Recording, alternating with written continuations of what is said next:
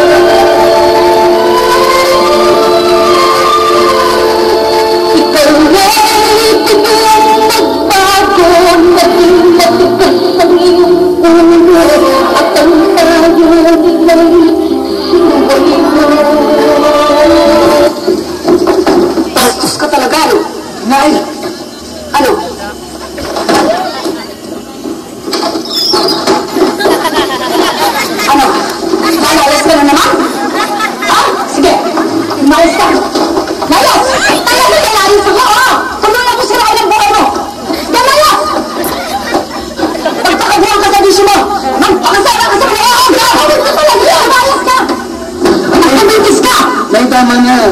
Tignan ko nga kung respetuhan ka ng anak mo. Kapag asin ng ilungan mo at nagpapakaputa ka na para may isaksa ka na sa sigmura niya.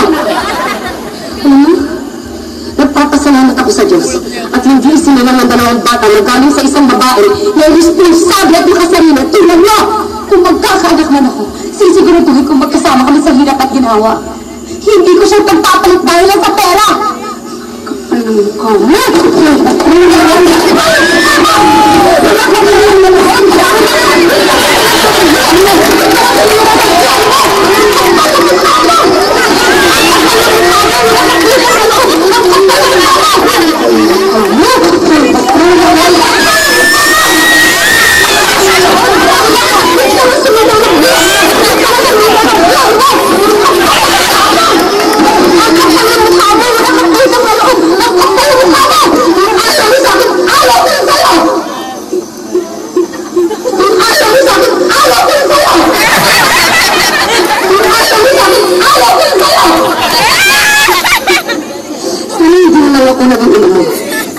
Sana hindi rin kita maging anak.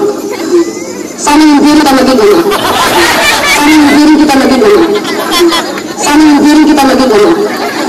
Ngayon, kung inisip mo yung bilang ko pinili bilang ina mo, sana naisip mo rin na hindi itong buhay na pinili ko para sa iyo mga anak ko. Inisip mo na sana naisip mo rin na ilang beses kong ginusto na hindi ako yung pinanganak.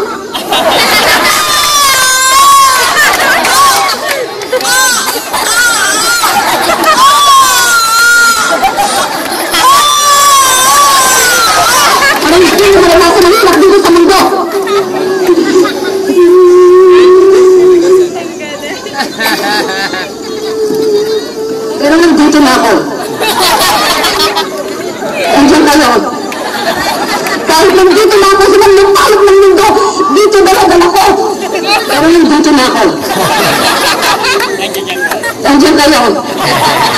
Kahit nandito na ako sa mga palok ng mundo, dito dalagal ako. Pero nandito na ako. Andiyan kayo. Kahit nandito na ako sa mga palok ng mundo, dito dalagal ako. Ang gusto niyo na bigyan kayo ng magandang buhay dahil magkulang ako. Hindi na ako binibigyan. Hindi ko hindi lahat ng binigyan niyo sa amin. Kaya nang Diyos ka na hindi ako. Dahil mahal ko kayo. Mahal ko kukulungan. Mahal ko kulungan. Sana, kung umiinom ka ng anak, habang nilitik mo si Galilo, habang nililis ng yung bahay sa binabahay ka pa, yun na, sana nalilis.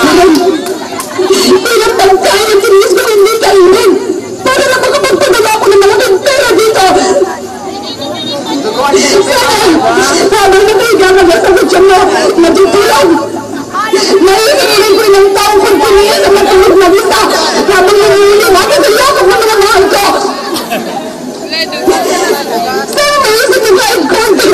Kung gaano kasakit sa akin na mag-alaga ng mga bata, hindi ko kaano-ano. Samantalang ko. Kaya mga anak ko, hindi ko mga kayo mahalagaan. Kaya ba kung gano'n kasakit yun sa isang una? Kaya ba kung gano'n kasakit yun? Kung hindi mo ko kayang ituring bilang isang ina, respetuhin mo rin ako bilang isang tao.